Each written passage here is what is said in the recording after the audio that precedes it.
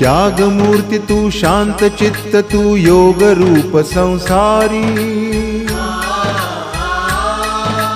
दया प्रेम अन मानवतेचे प्रतीक तुझी ईश्वरी